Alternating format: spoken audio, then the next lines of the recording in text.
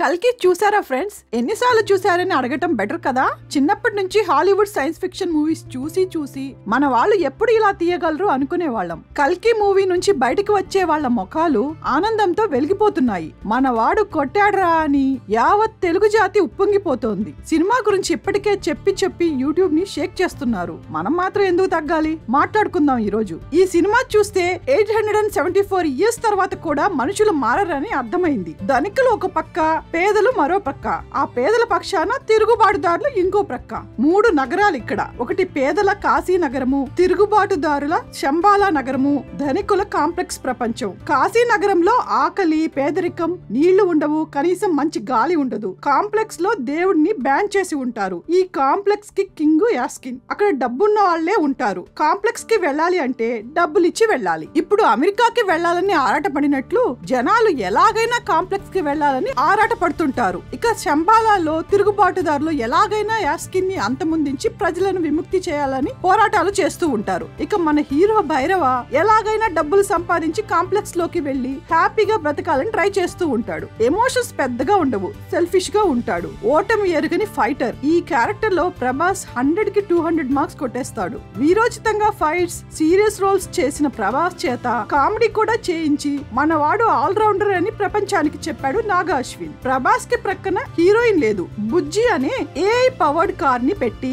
దానికి కీర్తి సురేష్ తో డబ్బింగ్ చెప్పించి మార్క్స్ కొట్టేశాడు డైరెక్టర్. బుజ్జి పిల్లల దగ్గర నుంచి పెద్దల వరకు అందరినీ ఆకట్టుకుంది. ఇక ఓటమే తెలియని భైరవిని కొట్టాలి అంటే ఇంకెంత జైగాంటిక్ పర్సనాలిటీ అయి ఉండాలి. పెద్ద ఫ్యాన్ బేస్ ఉన్న ప్రభాస్ ని కొడితే యాక్సెప్ట్ చేయాలి అంటే ఇంకెంత పెద్ద యాక్టర్ అయి ఉండాలి. 7 అడుగుల అశ్వత్థామ క్యారెక్టర్ లో అమితాబ్ బచ్చన్ ఎంత ఒదిగిపోయి అందరికీ అందనంత ఎత్తెదిగిన ఆయన్ని చూడటానికి 2 కళ్ళు సరిపోలేదు. ఫైట్స్ లో ఈ వయసులో ఆయన చూపిన తెగువకి ఎవరైనా సాష్టాంగ నమస్కారం చేయాల్సిందే. ఆయన కెరీర్ లోనే బెస్ట్ రోల్ అంటాను నేను. ఫైట్స్ అయితేనేం, ఎమోషనల్ సీన్స్ అయితేనేం అద్భుతంగా చేశారు. ఇక తల్లి పాత్రలో సుమతిగా దీపిక. పెళ్లి అంటే తెలీదు, బంధాల మాధుర్యం తెలీదు. ల్యాబ్ లో ఆర్టిఫిషియల్ గా ప్రెగ్నెంట్ అయిన తనకు పెద్దగా ఫీలింగ్స్ ఉండవు. కానీ మొట్టమొదటిసారి బిడ్డ కడుపులో కదిలినప్పుడు ఆ బిడ్డ మీద మమకారం వస్తుంది. ఎలాగైనా తన బిడ్డ తనకు కావాలని గట్టిగా కోరుకుంటుంది. అది ఒక అసహాయ మహిళ పాత్ర. ఇప్పటి వరకు స్ట్రాంగ్ క్యారెక్టర్స్ చేసిన దీపిక ఇలాంటి క్యారెక్టర్ తీసుకుంది ఏంటి అని అనిపిస్తుంది మొదట్లో. అసలు అమ్మ లేకుండా ఇండియన్ సినిమానే లేదు కదా.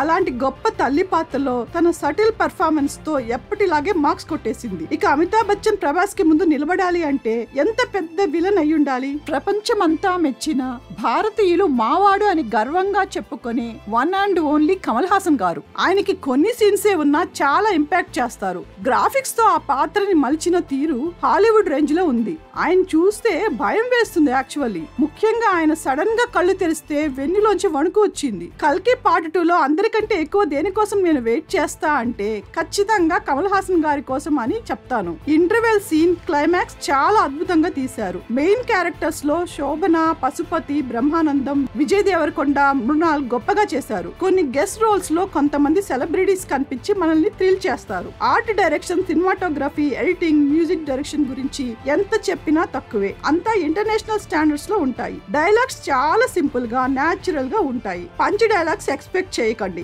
ఎమోషనల్ గా కనెక్ట్ అవ్వలేమని కొంతమంది విమర్శించారు. మన వాళ్ళు సామాన్యంగా బ్రతకటం ఎప్పుడో మర్చిపోయారు. ఈ రోజుల్లో పీపుల్ నీడ్స్ దట్ అతి కదా.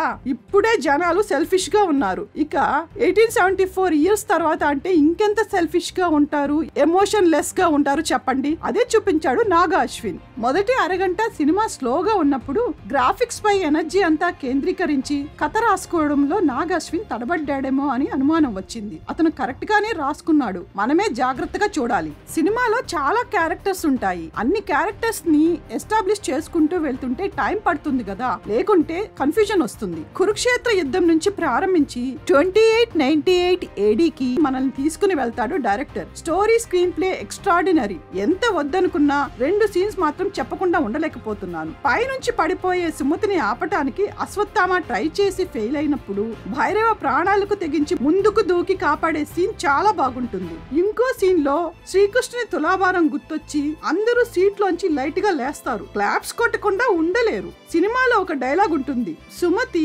నేనే ఎందుకు అంటే అశ్వత్థామ మోయగలిగిన వాళ్ళకే భగవంతుడు బాధ్యతని అప్పగిస్తాడు తల్లి అంటాడు. ఎస్, అది అక్షరాల సత్యం. నాగా అశ్విన్ కి ఏదో పెద్ద బాధ్యతని అప్పగిచ్చి పంపాడేమో దేవుడు అని అనిపించింది నాకు. అతని చుట్టూ ఉన్న పాజిటివ్ పీపుల్ ని చూస్తే ఆ దేవుడే పంపించాడమో వాళ్ళందరినీ తన కోసం అనిపిస్తుంది. Undoubtedly he is a creative genius. ఈ కర్మయోగి మరిన్ని విజయాలను సాధించాలని మనస్ఫూర్తిగా మనమందరము కోరుకుందాం. చరిత్రలో నిలిచిపోయే సినిమాని అందించిన వైజయంతి మూవీస్ వారికి అభినందనలు.